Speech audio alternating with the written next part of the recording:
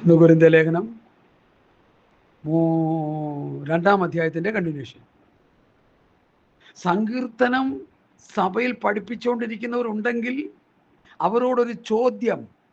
മത്തായി 28:16-20 വാക്യം. ഭൂലോകത്തൊക്കെ പോയി സർവ്വസൃഷ്ടിയുടെ സുവിശേഷം പ്രസംഗിച്ച് അവരെ സ്നാനപ്പെടുത്തി സഭവിശ്വാസികളാക്കി ഞാനോട് കൽപ്പിച്ചതൊക്കെയും പ്രമാണിപ്പാൻ കൊണ്ട് ഉപദേശിച്ചുകൊണ്ട് സകല ജാതികളെയും മോശയുടെ ശിഷ്യനാക്കണമെന്നോ? യേശു ക്രിസ്തുവിൻ്റെ ശിഷ്യരാക്കണം, ക്രിസ്തുവിൻ്റെ ശിഷ്യന്മാരാക്കണം. ഇപ്പം മോശയുടെ ശിഷ്യനായതുകൊണ്ടാണ് കോടതി കയറും അടിയും ബഹളമൊക്കെ നടക്കുന്നത്. നിറം കൺവെൻഷൻ നടന്നാൽ അടി നടക്കുന്നതിൻ്റെ കാരണം എന്താ? മോശയുടെ ശിഷ്യന്മാരായതുകൊണ്ടാണ്. സഹിക്കാനും പൊറുക്കാനും ക്ഷമിക്കാനും കഴിയുന്നില്ല. പന്തൽ പണിതതിൻ്റെ കണക്ക്, കസേര എടുത്തതിൻ്റെ കണക്ക്, ഫുഡ് കൊടുത്തതിൻ്റെ കണക്ക്, ഡെക്കറേഷൻ ചെയ്തതിൻ്റെ കണക്ക്, ഈ കണക്ക് പല മാന്യന്മാരായിട്ട് ഷെയർ ചെയ്യുമ്പോൾ കമ്മിറ്റി അംഗങ്ങൾ എല്ലാം കൂടി കൂട്ടുകടിയാണ്. കാരണം എഴുതി പറക്കി മേടിക്കുക കൂടുതൽ. ഫുഡ് കൊടുക്കാൻ വേണ്ടി 3 ലക്ഷം ആയെങ്കിൽ 4 ലക്ഷം എഴുതി വയ്ക്കുന്നേ, 1 ലക്ഷം പകുത്തെടുക്കുക. എന്നോട് പലരും പറഞ്ഞ കാര്യമായി പറയണത്. ജനറൽ കൺവെൻഷൻ നടക്കുമ്പോൾ അടി കൂട്ടുകടി. വിശ്വസ്തന്മാർ മനുഷ്യപുത്രന്മാരിൽ കുറഞ്ഞുപോയി. ഒരു പൈസ ആത്മീക വിഷയത്തിൽ കള്ളക്കണക്ക് ചെയ്യാനോ പറയാനോ നമുക്ക് പാടില്ല. ഒരു പൈസ. മനസ്സിലായോ? ദൈവമക്കളെ, നമ്മുടെ പ്രമാണം എന്താണെന്ന് നമ്മൾ ഇനിയെങ്കിലും മനസ്സിലാക്കണം. ക്രിസ്തുവിൻ്റെ പ്രമാണം, ക്രിസ്തുവിൻ്റെ ഉപദേശം. പൗലോസ് എന്തുകൊണ്ടാണ് ഈ ക്രിസ്തുവിനെ കുറിച്ച് അറിയണം എന്ന് മാത്രം അറിയണമെന്ന് താൻ ചിന്തിച്ചതിൻ്റെ കാരണം പറ. എനിക്ക് ക്രിസ്തുവിനെ കുറിച്ച് മാത്രം അറിഞ്ഞാൽ മതി. ക്രൂശിക്കപ്പെട്ടവനായ യേശു ക്രിസ്തുവിനല്ലാതെ മറ്റൊന്നും അറിയാത്തവനായി ഞാൻ നിങ്ങളുടെ ഇരിക്കണമെന്ന് ഞാൻ നിർണയിച്ചു. അവിടെ നിന്നാണ് ഇത്രയും നേരം നമ്മൾ സംസാരിച്ച് 1 മണിക്കൂറോളം. അവിടെ നമ്മൾ മുമ്പോട്ട് പോവുകയാണ്. ഞാൻ ബലഹീനതയോടും ഭയത്തോടും വളരെ നടുക്കത്തോടും കൂടി നിങ്ങളുടെ ഇടയിൽ ഇരുന്നു.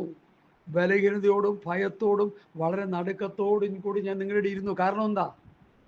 ഈ ബലഹീനതയോടും ഭയത്തോടും നടുക്കത്തോടും കൂടി നിങ്ങളുടെ ഇരുന്നു എന്ന് പറയുന്നതിൻ്റെ കാര്യം എന്താ? പ്രിയപ്പെട്ടവർ, എന്താ കാര്യം? 4-ാം വാക്യം വായിച്ചേ. നിങ്ങളൊന്നും പുസ്തകം വായിക്കുന്നവരല്ലേ? വായിച്ചേ 4-ാം വാക്യം. നിങ്ങളുടെ വിശ്വാസത്തിന് മനുഷ്യരുടെ ജ്ഞാനമല്ല, ദൈവത്തിൻ്റെ ശക്തി തന്നെ ആധാരമായിരിക്കേണ്ടതിന് എൻ്റെ വചനവും എൻ്റെ പ്രസംഗവും ജ്ഞാനത്തിൻ്റെ വശീകരണ വാക്കുകളല്ല, ആത്മാവിൻ്റെയും ശക്തിയുടെയും പ്രദർശനത്താൽ എത്രയായിരുന്നു. ആ വാക്കൊക്കെ അങ്ങോട്ട് ഉച്ചരിക്കുന്നുണ്ടല്ലോ, മണിയായിട്ട് പറയണം. തെറ്റിച്ച് കഴിഞ്ഞാൽ എനിക്ക് ഭയങ്കര വിഷമമാണ്. കാരണം ദൈവവചനമല്ലേ. മനസ്സിലാക്കുക. നിങ്ങളുടെ വിശ്വാസത്തിന് ഫ്രാൻസിസ് കർത്താവിനെ വിശ്വസിക്കണമെങ്കിൽ ഒരു അഭിഷക്തൻ അല്ലെങ്കിൽ ഒരു പരിശുദ്ധാത്മാവിൽ നിറഞ്ഞ് ദൈവവചനം പ്രസംഗിക്കുന്ന ഒരു ദൈവദാസം പ്രസംഗിച്ച് അത് കേട്ട് വിശ്വസിച്ച് വേണം കർത്താവിൽ വിശ്വസിക്കാൻ. നിങ്ങൾ കുറേ തത്വജ്ഞാനം കുറേ ഞാൻ പറഞ്ഞുകൊണ്ടെന്നാൽ അതുകൊണ്ട് ഗുണമില്ല. ഞാൻ പഠിച്ച കുറേ അറിവുകളും ഞാൻ പഠിച്ച കുറേ തത്വജ്ഞാനങ്ങളും കുറേ ലോകറിവുകളും എല്ലാം കൂടി പ്രസംഗിച്ച് അതിൻ്റെ കൂടെ സുവിശേഷം കൂടി തിരികെ കയറ്റിയാൽ ജനം രക്ഷപ്പെടത്തില്ല, ജനം നശിച്ചു പോകും. അവർ ഒറ്റ ചിന്തയാണ് ഇവിടെ എൻ്റെ ഹൃദയത്തിൽ വലുതായിട്ട് സ്വാധീനിച്ചൊരു വേദഭാഗമാണ് 1 കൊരിന്ത്യർ 2-ാം അധ്യായത്തിൻ്റെ ഈ വേദഭാഗങ്ങൾ. നിങ്ങളുടെ വിശ്വാസത്തിന് മനുഷ്യരുടെ ജ്ഞാനമല്ല. അതിൻ്റെ അർത്ഥം നോക്കി. നിങ്ങളുടെ വിശ്വാസത്തിന് പൗലോസായ ഞാൻ വചനം സംസാരിക്കുമ്പോൾ അത് ഈ ലോകത്തിൻ്റെ ജ്ഞാനം കൊണ്ട് പ്രസംഗിച്ചാൽ, നിങ്ങൾ അതിൽ വിശ്വസിച്ചാൽ നിങ്ങളുടെ രക്ഷ വട്ടപൂജ്യം. പെന്തക്കോസ്തുകാരെ, ഇനിയെങ്കിലും ഇതൊന്നും മനസ്സിലായോ? നമ്മുടെ പഠിത്തവും നമ്മുടെ അറിവും നമ്മുടെ കഴിവും ഒക്കെ നല്ലതാണ്. അതെല്ലാം താഴെ വെച്ചിട്ട് പരിശുദ്ധാത്മാവിൻ്റെ ശക്തിയും വചനത്തിൻ്റെ ജ്ഞാനവും ദൈവകൃപയും സംയോജിപ്പിച്ച് ദൈവവചനം പ്രസംഗിച്ച് ജനത്തെ കർത്താവിൻ്റെ വരവിന് വേണ്ടി ഒരുക്കിയെടുക്കുക. അല്ലെങ്കിൽ ജനം നരകത്തിലോട്ട് പോകും. മനസ്സിലായോ? മനസ്സിൽ ആയോ?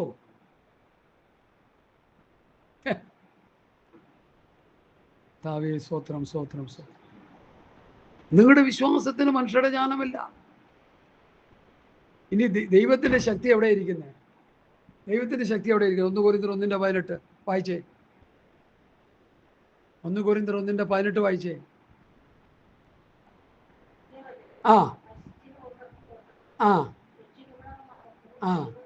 ക്രൂശിന്റെ വചനം നശിച്ചു പോകുന്നവർക്ക് ഭോഷത്വം, രക്ഷിക്കപ്പെടുന്ന നമുക്ക് ദൈവശക്തി. വചനത്തിലാണ് ശക്തി. ഹല്ലേലൂയ. ദൈവവചനം പ്രസംഗിക്കുമ്പോൾ അതിന് ശക്തിയുണ്ട്. ദൈവരാജ്യം വചനത്തിലല്ല. സ്തോത്രം എന്ന് ആരെങ്കിലും പറഞ്ഞാൽ അത് തെറ്റല്ലേ?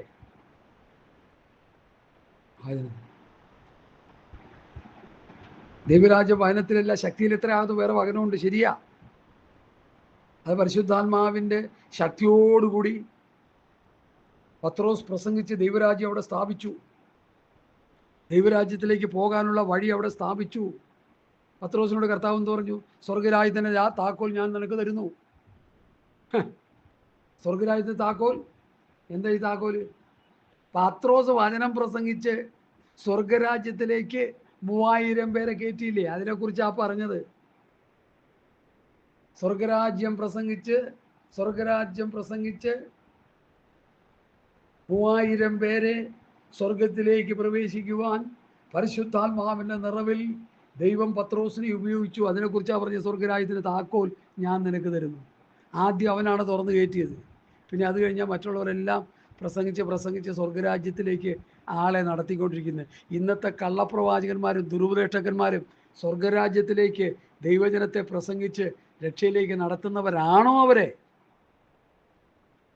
പ്രസംഗിച്ച് കാശുണ്ടാക്കി, കോടികളുണ്ടാക്കി, ഭാര്യയുടെ പേരിലും മക്കളുടെ പേരിലും സ്വരൂപിച്ച് ലണ്ടനിലും UK-യിലും ലണ്ടൻ UK-യിലാണ്, അമേരിക്കയിലും സ്വിറ്റ്സർലൻഡിലും കോടിക്കണക്കിന് രൂപയുടെ വീട് സമ്പാദിച്ചിരിക്കുന്ന ഈ തലവന്മാരെ, ഏത് തലവന്മാരാ അവർ?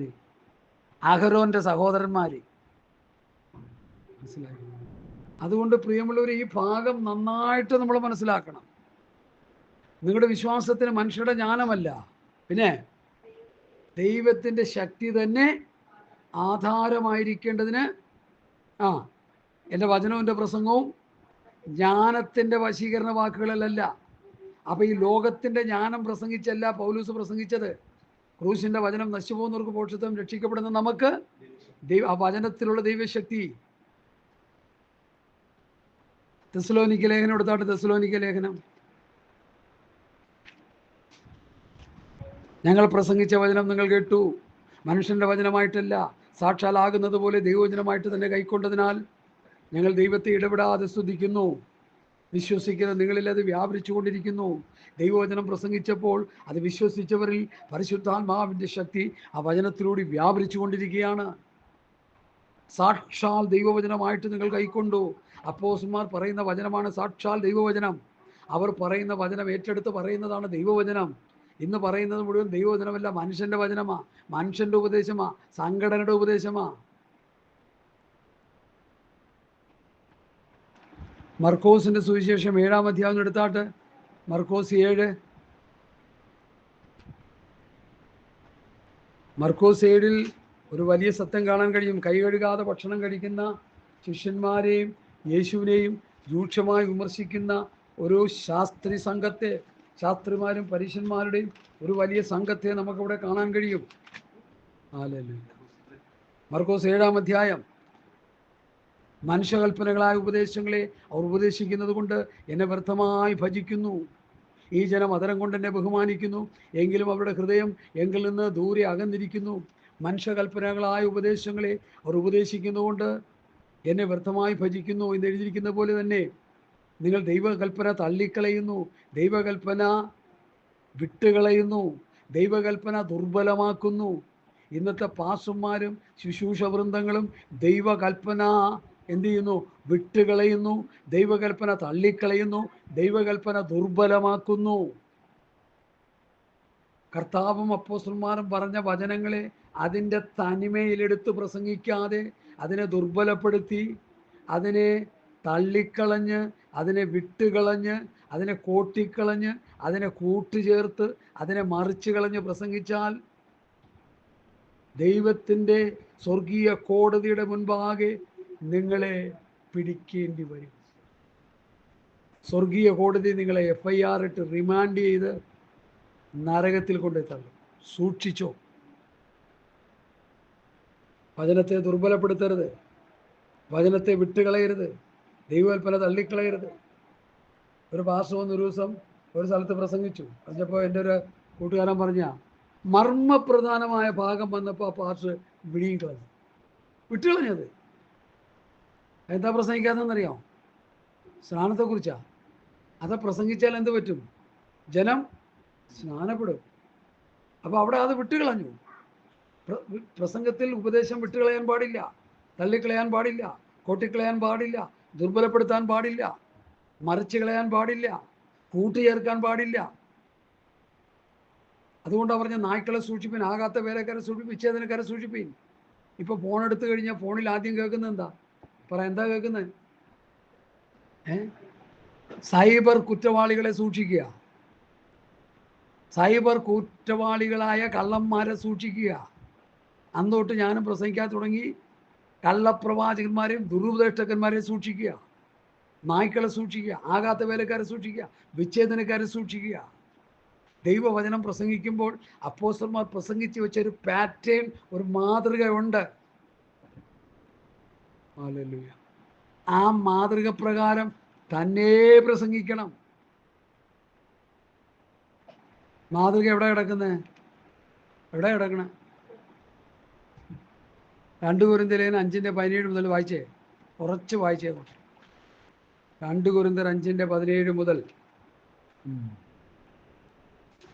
എൻ്റെ വചനത്തിൻ്റെ പ്രസംഗവും ജ്ഞാനത്തിൻ്റെ വശീകരണ വാക്കുകളല്ല, ആത്മാവിൻ്റെയും ശക്തിയുടെയും പ്രദർശനം അത്രയേ ആയിരുന്നത്.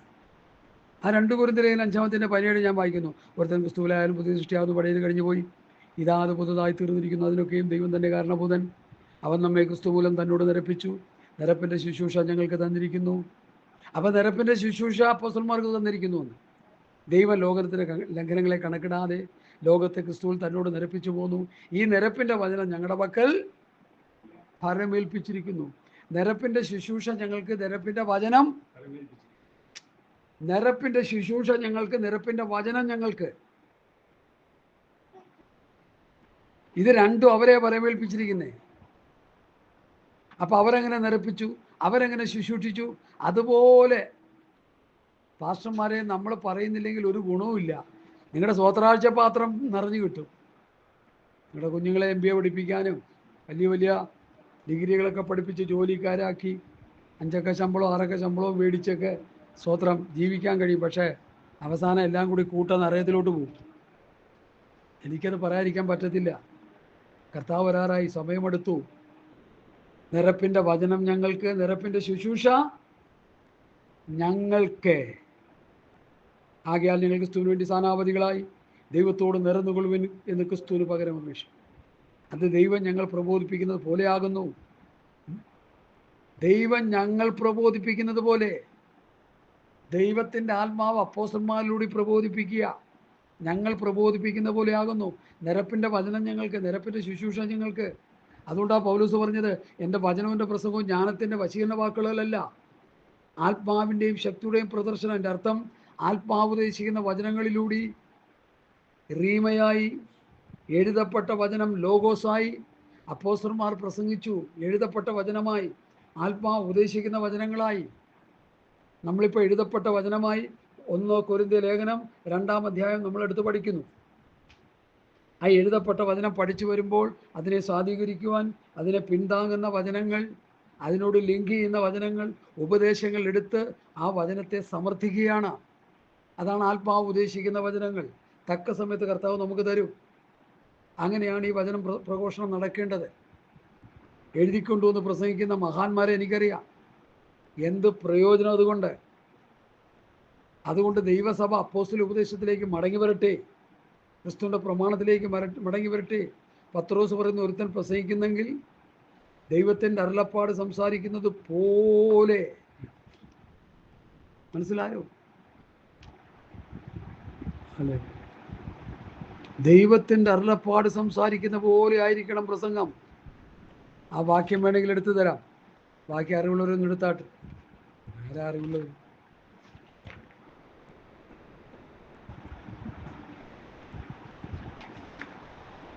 പത്രോസിൻ്റെ ലേഖനം, 1-ാം ലേഖനം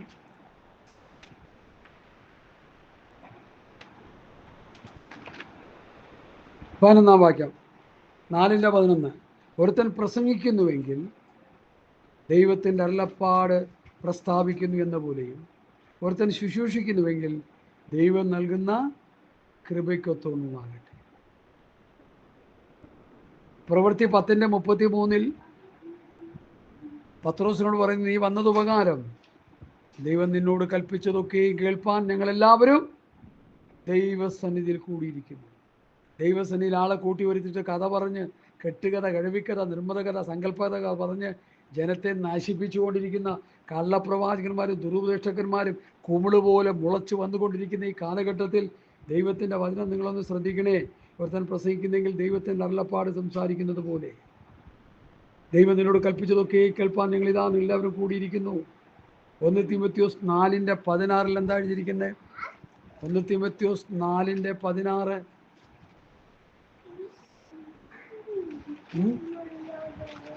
1 തീമോഥെയോസ് 4:16 ഒന്ന് വായിച്ചേ. നിന്നെ തന്നെയും ഉപദേശത്തെയും സൂക്ഷിച്ചു കൊള്ളുക, ഇതിൽ ഉറച്ചു നിൽക്കുക. അങ്ങനെ ചെയ്താൽ നീ നിന്നെയും നിന്റെ പ്രസംഗം കേൾക്കുന്നവരെ രക്ഷിക്കും.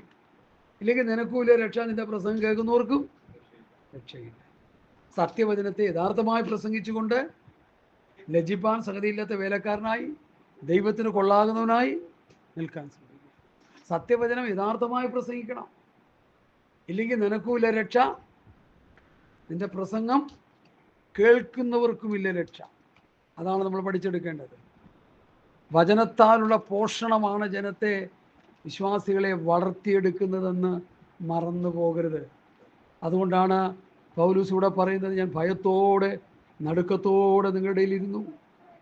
നിങ്ങൾ കർത്താവിൽ വിശ്വസിക്കുന്നത് ഞാൻ കുറേ മനുഷ്യജ്ഞാനം പ്രസംഗിച്ചുകൊണ്ടും എൻ്റെ കുറേ തത്വജ്ഞാനം കേട്ടുകൊണ്ടാകരുത്. പ്യുവർ ദൈവവചനം പ്രസംഗിച്ച്, കെടാത്ത ബീജമാകുന്ന ദൈവവചനം പ്രസംഗിക്കുമ്പോൾ ജനം എന്തു ചെയ്യും? പാപബോധമുള്ളവരായി കർത്താവിനെ വിശ്വസിക്കണം. സത്യവചനത്തെ rightly dividing the word of truth, കൃത്യമായി അതിനെ വിവേചിക്കണം, കൃത്യമായി വിവേചിച്ച് പ്രസംഗിക്കണം. മനസ്സിൽ തോന്നുന്ന പറയരുത്, വായി വരുന്നത് പറയരുത്. ഇന്നത്തെ നല്ലൊരു ശതമാനം പ്രസംഗങ്ങളും വായി വരുന്നതും മനസ്സിൽ തോന്നുന്നതുമാണ്. പാടില്ല. ലോഗോസായി എഴുതപ്പെട്ട വചനം പ്രസംഗിക്കുക, അത് സാധൂകരിക്കാൻ റീമയായി ദൈവവചനം ആത്മാവ് ഉദ്ദേശിക്കുന്ന വചനങ്ങളായി നമുക്ക് നൽകിത്തരും. അതാണ് ജനത്തെ പ്രസംഗിച്ച് കേൾക്കുമ്പോൾ ജനം ആത്മീക വളർച്ച, ആത്മീക വർധനവ്, ആത്മീക നിറവിലേക്ക് ജനം വരും. അങ്ങനെ ആത്മീയ നിറവിലും ആത്മീയ വളർച്ചയിലും ആത്മീയ വർധനവിലും വന്ന് ക്രിസ്തുവിൻ്റെ സ്വഭാവമുള്ളവരായി, ക്രിസ്തുവിൻ്റെ മനസ്സുള്ളവരായി, അവൻ്റെ ദിവ്യ സ്വഭാവത്തിൽ കൂട്ടുകളികളായി ജീവിക്കുന്ന വിശ്വാസികൾക്കാണ് കർത്താവിൻ്റെ വരവിൽ പോകാൻ കഴിയുന്നത്. അല്ലാത്തവരൊക്കെ ഇവിടെ കിടക്കും. അതുകൊണ്ട് ഈ വചനത്തിൻ്റെ വ്യവസ്ഥ 2-3 പ്രാവശ്യമെങ്കിലും വെച്ച് കേട്ട് കാര്യങ്ങൾ മനസ്സിലാക്കി മുൻപോട്ട് പോകുവാൻ കർത്താവിൻ്റെ നാമത്തിൽ ഞാൻ നിങ്ങളെ പ്രബോധിപ്പിക്കുന്നു. അടുത്ത 2 കൊരിന്ത്യർ ലേഖനം 2-ാം അധ്യായത്തിൻ്റെ 5-ാമത്തെ വാക്യം, 6-ാമത്തെ വാക്യം. എന്നാൽ തികഞ്ഞവരുടെ ഇടയിൽ ഞങ്ങൾ ജ്ഞാനം സംസാരിക്കുന്നു, അത് ഈ ലോകത്തിൻ്റെ ജ്ഞാനമല്ല. പിന്നെന്താ? നശിച്ചു പോകുന്നവരായ, വായിക്ക്, കണ്ണിൽ കിട്ടിയില്ലേ? 6-ാം വാക്യം, 2 കൊരിന്ത്യർ 4:6. എന്നാൽ തികഞ്ഞവരുടെ ഇടയിൽ ഞങ്ങൾ ജ്ഞാനം സംസാരിക്കുന്നു. തികഞ്ഞവരുടെ ഇടയിൽ. എന്താണ് ഈ ജ്ഞാനമെന്നറിയണം. വലിയ കോംപ്ലിക്കേറ്റഡ് ആയിട്ടുള്ളൊരു വിഷയമാണിത്. ശ്രദ്ധിച്ച് കേട്ടാലേ മനസ്സിലാവുള്ളൂ. തികഞ്ഞവരുടെ ഇടയിൽ ഞങ്ങൾ ജ്ഞാനം സംസാരിക്കുന്നു. അപ്പോസ്തലന്മാർ ജ്ഞാനം സംസാരിക്കുന്നെന്ന്. അത് ഈ ലോകത്തിൻ്റെ ജ്ഞാനമല്ല.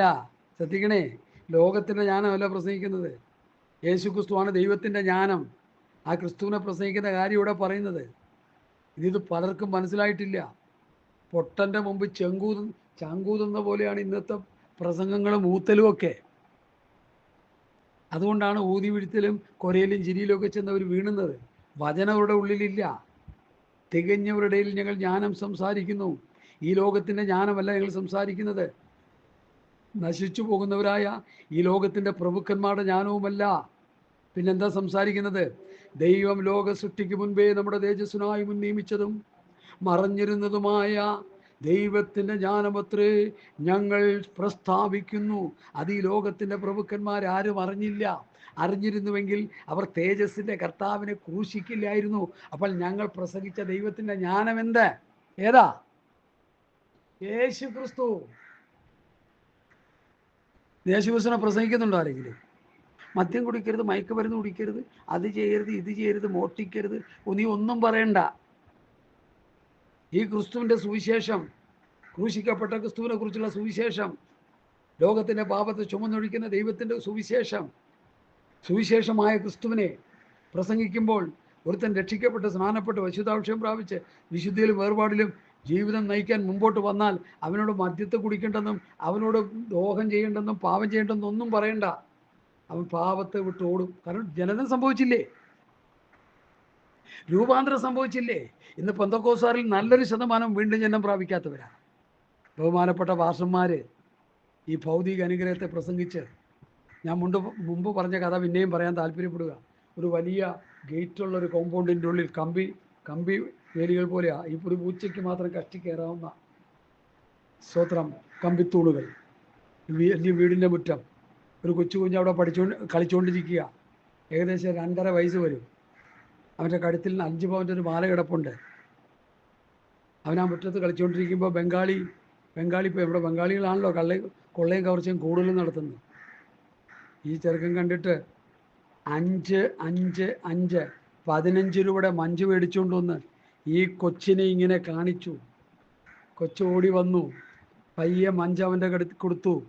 ആ അഴിയിൽ കൂടി, ഞാൻ പറഞ്ഞല്ലോ ഇരുമ്പഴി പോലത്തെ ഗേറ്റാണെന്ന്, അഴിയുടെ ഉള്ളിൽ കൂടി കൈയിട്ട് ആ കൊച്ചിൻ്റെ കഴുത്തിൽ നിന്ന് ആ മാല ഊരിയെടുത്തു. 5 പവൻ മാല. ഇന്നത്തെ വില എത്രയാ? ഏകദേശം 1,40,000 രൂപ വരും അല്ലേ? 1.30 രൂപ. 1 ലക്ഷം എന്ന് വെച്ചോ. മാല ഊരിയെടുത്തു, മഞ്ചും മേടിച്ച് കൊച്ചു വീട്ടിൽ ചെന്നു. ബംഗാളി സ്ഥലം വിട്ടു മാല കിട്ടിയപ്പോൾ. ചാടി പിടിച്ച് വന്നപ്പോൾ ആ ബംഗാളി പോയി, നാട് വിടും. അവൻ ബംഗാളിലെത്തിയിട്ടുണ്ടാവും വേണമെങ്കിൽ. എന്തോ പറ്റി? മഞ്ച് കൊടുത്ത് കുഞ്ഞിൻ്റെ വിലപ്പെട്ടത് കവർന്നെടുത്തു. ഊതിയിട്ട് ഉന്തിയിട്ട് കുരപ്പിച്ച് ചിരിപ്പിച്ച് ഛർദിപ്പിച്ച് കണ്ട ചപ്പും ചവറും പറഞ്ഞ് ജനത്തെ ഈ മഞ്ച് കൊടുത്തും. മഞ്ചിൻ്റെ പുറത്ത് വേറെ എന്താ ഉള്ളത്? മഞ്ചും പിന്നെ കാഡ്ബറീസും മിഠായികൾ 5ഉം 10ഉം രൂപയ്ക്ക് കിട്ടും. ഞങ്ങളുടെ കുഞ്ഞിന് മേടിച്ചു കൊടുക്കാറുള്ള 1 രൂപയുടെ 1 രൂപയ്ക്ക് 5 എന്താത്? ജംസ് ഒരു 10 പാക്കറ്റ് മേടിച്ച് കൊടുത്താൽ മതി, അല്ലെ 2 പാക്കറ്റ് കുടിച്ചാൽ മതി, 10 രൂപ. ഇങ്ങനെ ഇട്ട് കാണിച്ചു കഴിഞ്ഞാൽ കൊച്ചത് മേടിച്ചുകൊണ്ട് പോകും. വചനം വായിക്കാത്ത, പ്രാർത്ഥിക്കാത്ത, വിശുദ്ധിയിൽ ജീവിക്കാത്ത, വേർപാടിൽ ജീവിക്കാത്ത വിശ്വാസികളുണ്ടെങ്കിൽ, ഇത് കേൾക്കുന്നവരുണ്ടെങ്കിൽ, നിങ്ങളെയൊക്കെ പറ്റിക്കുന്ന ഈ ലോകത്തിൻ്റെ ഭൗതിക അനുഗ്രഹമായ മഞ്ചും ജംസും തന്ന് നിങ്ങളെ പറ്റിക്കുകയാണെന്ന് ഇനിയെങ്കിലും മനസ്സിലാക്കുക. വിലയേറിയതെന്താ? ഏറ്റവും വിലയേറിയതെന്താ? ദൈവരാജ്യം. ഏറ്റവും വിലയേറിയതെന്താ? സ്വർഗരാജ്യം. അതല്ലേ സ്വർഗരാജ്യം കണ്ടിട്ട് ആ വയലിൽ പണി ചെയ്തുകൊണ്ടിരുന്ന മനുഷ്യൻ മണ്ണുകൊണ്ട് മൂടിയിട്ടിട്ട് പോയി യജമാനനോട് പറഞ്ഞ് തനിക്കുള്ളതെല്ലാം വിറ്റ് അത് വാങ്ങിയതിൻ്റെ കാര്യം അതല്ലേ? സ്വർഗരാജ്യം ഏറ്റവും വിലപ്പെട്ടത്. ദൈവരാജ്യം, സ്വർഗരാജ്യം, അതാണ് നമ്മുടെ പ്രസംഗം. അതിനെ 2 1 പഠിപ്പിക്കുന്നുണ്ട്. ഞാൻ അതിലേക്കൊന്നും പോകുന്നില്ല. ദൈവരാജ്യം 1000 ആണ്ട് വാഴ്ചയാണെന്നും സ്വർഗരാജ്യം നിത്യസ്വർഗമാണെന്നൊക്കെ പറയുന്നുണ്ട്. എന്തും ആയിക്കോട്ടെ, അത് 2 1 പഠിപ്പിച്ചാൽ കുഴപ്പമില്ലെന്ന് എൻ്റെ വാദം. 1000 ആണ്ട് വാഴ്ചയിൽ പ്രവേശിച്ചവൻ സ്വർഗത്ത് പ്രവേശിച്ചില്ലേ? തുല്യമായില്ലേ?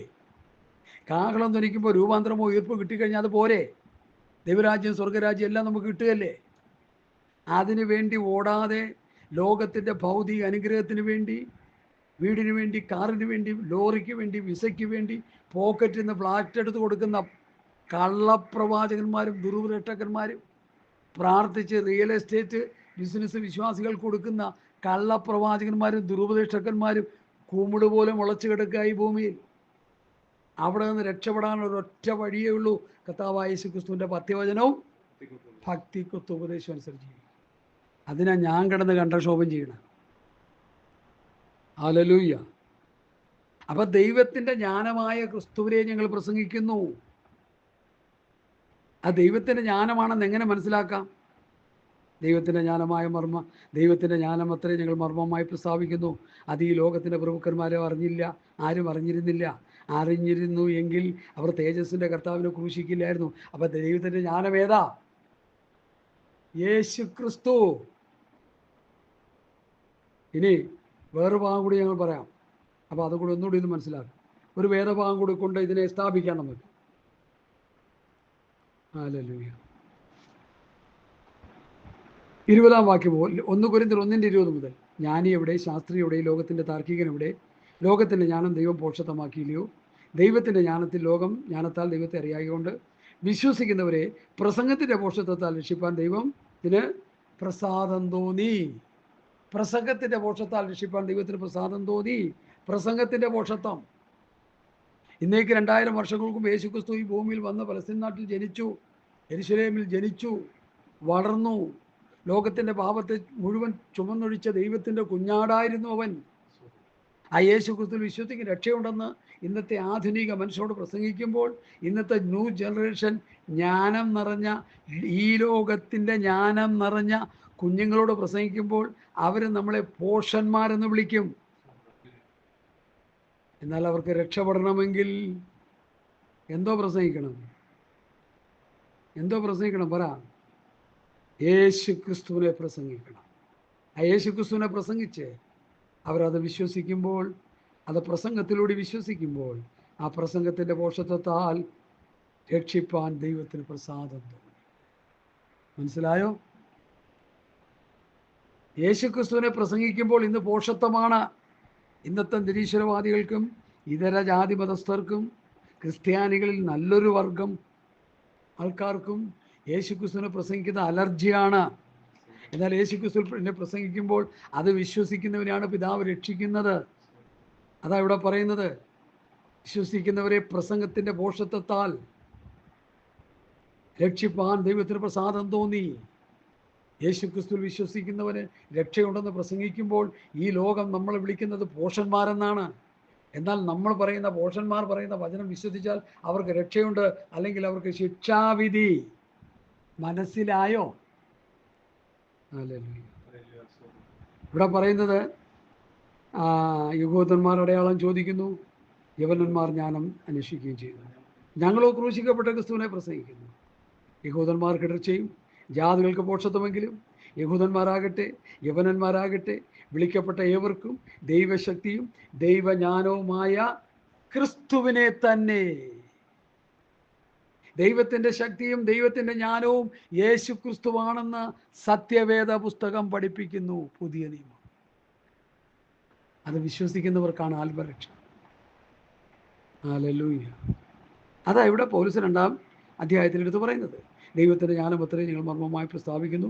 അത് ഈ ലോകത്തിൻ്റെ പ്രഭുക്കന്മാർ ആരും അറിഞ്ഞില്ല. പ്രഭുക്കന്മാരെന്ന് പറയുന്നത് യഹൂദന്മാരെ കുറിച്ചും റോമക്കാരെ കുറിച്ചും എല്ലാം ആണ്. അവരൊക്കെ വലിയ ജ്ഞാനികളായിരുന്നില്ലേ? റോമക്കാർ വലിയ ജ്ഞാനികളും ശക്തിയുള്ളവരുമായിരുന്നു. യഹൂദന്മാരും വലിയ ശക്തിയുള്ളവരൊക്കെ ആയിരുന്നു. ലോകത്തിൻ്റെ ജ്ഞാനികൾ അറിഞ്ഞില്ല. അവരറിഞ്ഞിരുന്നുവെങ്കിൽ തേജസ്സിൻ്റെ കർത്താവിനെ ക്രൂശിക്കുകയില്ലായിരുന്നു. തേജസ്സിൻ്റെ കർത്താവിനെ ക്രൂശിക്കില്ലായിരുന്നു. യേശുക്രിസ്തുവിനെ ക്രൂശിച്ചില്ലെങ്കിൽ ജാതികൾക്ക് രക്ഷയില്ല. നമ്മളൊക്കെ നശിച്ചു പോയി തന്നെ. ജാതികളുടെ രക്ഷ യേശുക്രിസ്തുവിൽ വിശ്വസിക്കുന്നതിലൂടെയാണ്. ഇന്ന് ഈ പുതിയ നിയമത്തിൽ യഹൂദനാകട്ടെ യൗവനനാകട്ടെ ശകനാകട്ടെ ബർബറൻ ശകൻ ദാസൻ ആരായാലും യേശുക്രിസ്തുവിൽ വിശ്വസിച്ചാലേ ഇന്ന് അവന് രക്ഷയുള്ളൂ. ദൈവം വെച്ചിരിക്കുന്ന പദ്ധതി യേശുക്രിസ്തുവിൽ വിശ്വസിച്ച് നിത്യജീവൻ പ്രാപിക്കുക. വിശ്വസിച്ചാൽ കിട്ടത്തില്ല. വിശ്വസിക്കുമ്പോൾ കിട്ടുന്ന നീതീകരണമാണ്. നീതീകരണം പ്രാപിച്ചവൻ നീതി ചെയ്ത് വിശുദ്ധീകരണം പ്രാപിച്ച് തേജസ്കരണം പ്രാപിക്കണം. അതാണ് വേദപുസ്തകത്തിലെ റോമാലേഖനത്തിലെ ശക്തമായ പഠനം. അത് മൂന്നും ഒരുപോലെ നന്നായി പഠിച്ചെടുക്കണം. ഹല്ലേലൂയ. ഞാൻ എൻ്റെ വാക്കുകളെ ഇവിടെ ഉപസംഹരിക്കാൻ താല്പര്യപ്പെടുകയാണ്. ദൈവം തന്നെ സ്നേഹിക്കുന്നവർക്ക് ഒരുക്കിയിട്ടുള്ള ഒരു കണ്ണ് കണ്ടിട്ടില്ല, ഒരു ചെവി കേട്ടിട്ടില്ല, ഒരു മനുഷ്യൻ്റെ ഹൃദയത്തിൽ തോന്നിയിട്ടുമില്ല. ഇവിടെ ഒരു ഊത്തുവീരൻ വന്നൊരു ദിവസം പ്രസംഗിച്ചു. ദൈവം തന്നെ സ്നേഹിക്കുന്നവർക്ക് ഒരുക്കിയിട്ടുള്ള ഒരു കണ്ണ് കണ്ടിട്ടില്ല, ഒരു ചെവി കേട്ടിട്ടില്ല, ഒരു മനുഷ്യൻ്റെ ഹൃദയത്തിൽ തോന്നിയിട്ടില്ല. ഒരു പീറച്ചെറുക്കൻ 15 വയസ്സേ വരും. ഈ വാക്യം വായിച്ചിട്ട് വേദപുസ്തകം അടച്ചു വെച്ചു പുള്ളി. അടച്ചു വെച്ചിട്ട് പറയാം, എന്താണ്? ദൈവം തന്നെ സ്നേഹിക്കും. നിന്റെ കൂട്ടുകാരന് വേണ്ടി ഒരുക്കിയിട്ടുള്ളത്, നിനക്ക് വേണ്ടി ഒരുക്കിയിട്ടുള്ളത്, സഹോദരി നിനക്ക് വേണ്ടി ഒരുക്കിയിട്ടുള്ളത്, നിനക്ക് വേണ്ടി ഒരുക്കിയിട്ടുള്ളത്, നിനക്ക് വേണ്ടി ഒരുക്കിയിട്ടുള്ളത്, ഒരു കണ്ണ് കണ്ടിട്ടില്ല, ഒരു ചെവി കേട്ടിട്ടില്ല എന്ന് പറഞ്ഞിട്ടുള്ളത് വാദോരാതെ പ്രസംഗിക്കുക. ഈ പമ്പരം വിഡ്ഢിത്തം പ്രസംഗിച്ചുകൊണ്ടിരിക്കുക. ഞാനത് കേട്ടിട്ട് സങ്കടപ്പെട്ടു, വ്യസനിച്ചു. ദൈവം സ്നേഹിക്കുന്നവർക്ക് ഒരുക്കിയിട്ടുള്ളത് ഒരു കണ്ണ് കണ്ടിട്ടില്ല, ഒരു ചെവി കേട്ടിട്ടില്ല, ഒരു മനുഷ്യ ഹൃദയത്തിൽ തോന്നിയിട്ടില്ല എന്ന വാക്യം വായിച്ച് നിർത്തിയിട്ട് ഈ മഹാന്മാര്, ഈ ദുർഭ്രഷ്ടകന്മാര്, ഈ കള്ളപ്രവാചകന്മാര് ലോകത്തിന്റെ ഭൗതിക അനുഗ്രഹമാണെന്ന് സ്ഥാപിച്ചു വെക്കുക. അത് തെറ്റാണ്. എൻ്റെ 9ഉം 10ഉം കൂടെ ഒന്ന് ചേർത്ത് വായിച്ചിട്ട് അങ്ങ് നിർത്താം. ബാക്കി ഭാഗം പിന്നീട്. ആ ആമേൻ. ആ ആ ആ അടുത്ത നമുക്കോ ദൈവം തൻ്റെ ആത്മാവിനാൽ വെളിപ്പെടുത്തി. അവിടെ നിൽക്കട്ടെ. പരിശുദ്ധാത്മാവിനാൽ വെളിപ്പെടുത്തി. എന്താണ്? ദൈവം തന്നെ സ്നേഹിക്കുന്നവർക്ക് ഒരുക്കിയിട്ടുള്ളത് ഒരു കണ്ണ് കണ്ടിട്ടില്ല, ഒരു ചെവി കേട്ടിട്ടില്ല, ഒരു മനുഷ്യന്റെ ഹൃദയത്തിൽ തോന്നിയിട്ടില്ല എന്ന് എഴുതിയിരിക്കുന്ന സ്വർഗീയമായ അനുഗ്രഹങ്ങളുടെ കലവറകൾ പരിശുദ്ധാത്മാവ് വന്ന പത്രോസിന്റെ മാളിക മുറിയിൽ പരിശുദ്ധാത്മാവ് വന്നത് മുതൽ അന്ന് തൊട്ട് ഇത് വെളിപ്പെടുത്തി. ഹല്ലേലൂയ.